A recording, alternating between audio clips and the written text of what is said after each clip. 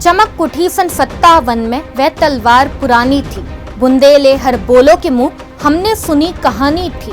खूब लड़ी मर्दानी वो तो झांसी वाली रानी थी। इन पंक्तियों को आप सब जानते ही होंगे। ये पंक्तियां हमें कहानी सुनाती है भारतीय इतिहास को गौरवान्वित करने वाली झांसी की रानी वीरांगना रानी लक्ष्मीबाई की, जिन्होंने अंग्रेजों को अपने साहस के बल पर हार की धूल चटाई। महारानी लक्ष्मीबाई ने अपने देश की स्वतंत्रता के लिए कई लड़ाइयां लड़कर इतिहास के पन्नों पर अपनी विजय गाथा लिखी है। भारत का इतिहास गवाह है कि एक ऐसी वीरांगना थी जिससे पूरा ब्रिटिश शासन थर-थर कांपता था। आज वीरता और शौर्य की उस प्रतिमूर्ति महारानी लक्ष्मीबाई के पावन जन्म दिवस पर आपको उनके जीवन की कहानी सुनाते हैं।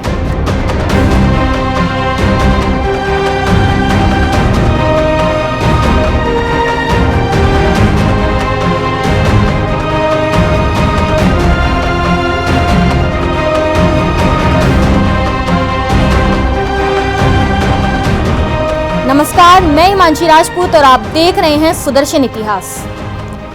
खिलौनों से खेलने की उम्र में तलवारें चलाना जानती थी वो।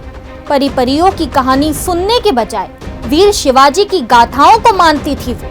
कोई लड़का, कोई मर्द, कोई राजा या महाराजा नहीं, एक लड़की, एक नारी, एक स्त्री, एक महारानी झांसी की रानी थी। साल था 19 नवंबर 1828 जब इस देश की मिट्टी पर किसी आम लड़की ने नहीं बल्कि एक वीरांगना का जन्म हुआ था। नाम था महारानी लक्ष्मीबाई उर्फ मणिकर्णिका, पर परिवार वाले उन्हें प्यार से मनु पुकारते थे। उनके पिता का नाम मोरोपंत तांबे और माता का नाम भागीरथी सरपे। उनके माता पिता महाराष्ट्र से संबंध रखते थे। जब लक्ष्मीबाई मात्र 4 साल की थी तभी उनकी माता का स्वर्गवास हो गया। उनके पिता मराठा बाजीराव की सेवा में थे। मां के निधन के बाद घर में मनु की देखभाल के लिए कोई नहीं था, इसलिए पिता मनु को अपने साथ बाजीराव के दरबार में ले गए।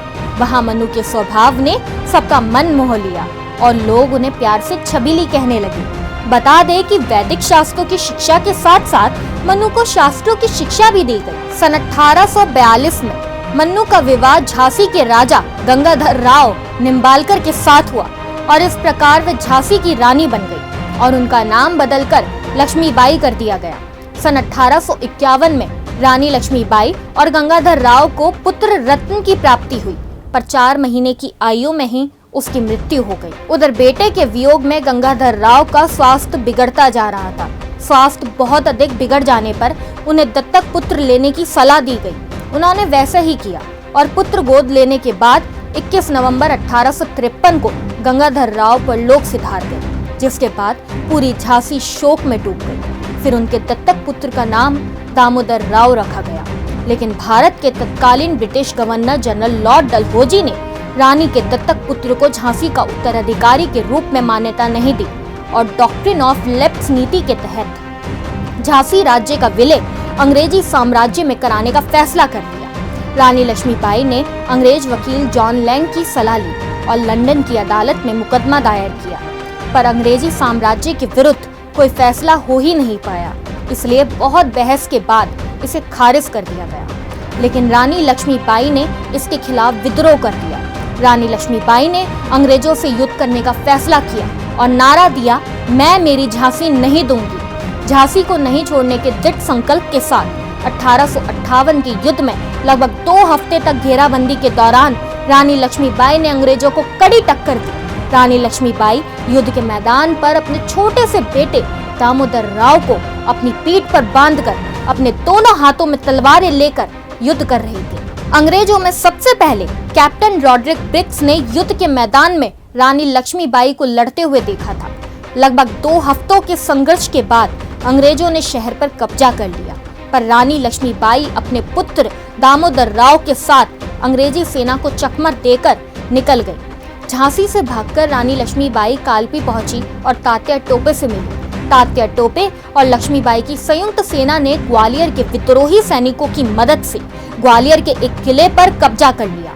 रानी लक्ष्मीबाई ने जी जान से अंग्रेजी सेना का मुकाबला किया, पर रानी लक्ष्मीबाई युद्ध के मैदान में बुरी तरह घायल हो गई। तो उन्होंने सोचा कि वे किसी ऐसी जगह चली जाएंगी जहां उनको अंग्रेज पकड़ ना सके। रानी के शरीर पर इस वक्त तलवार से कई वार किए जा चुके थे और उन्हें राइफल की गोली भी लगी थी, लेकिन रानी ने ठान लिया कि कुछ भी हो जाए वो अंग्रेजों के हाथ नहीं आएंगी। घायल रानी लक्ष्मीबाई पर अंग्रेजों ने वार किया, जिसमें रानी लक्ष्मीबाई का सिर फट गया। सिर से इतना खून निकलने लगा कि उनको कुछ दिखाई नहीं दे रहा था, लेकिन उस स्थिति में भी रानी ने अंग्रेज सैनिकों पर वार किया, लेकिन वह उसे घायल नहीं कर पाई। इतने में रानी घोड़े से नीचे गिर गई थी। इसी दौरान रानी का एक सैनिक वहां आया और रानी को लेकर पास के एक मंदिर में पहुंचा।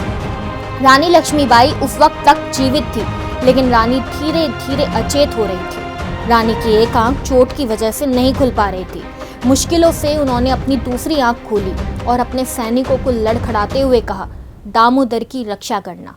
इसके बाद रानी की सांस फूलने लगी और उन्होंने मंदिर के पुजारी से कहा, अंग्रेजों को मेरा शरीर नहीं मिलना चाहिए। ये कहते ही लक्ष्मीबाई एकदम से शांत हो गई और रानी लक्ष्मीबाई स्वर्ग सिधार गई। वहां मौजूद रानी के अंगरक्षकों ने आनन फानन में कुछ लकड़ियां जमा की और रानी के पार्थिव शरीर को अग्नि दी। और इसी तरह 23 साल की लक्ष्मीबाई, जो गुलाम भारत में भी स्वतंत्र थी और मृत्यु के समय भी स्वतंत्र रही। हमारा भारत भाग्यशाली था कि इस देश की मिट्टी में ऐसे देशभक्त, ऐसी वीरांगना का जन्म हुआ और आज उनके जन्म दिवस पर सुदर्शन उन्हें बारंबार नमन करता है।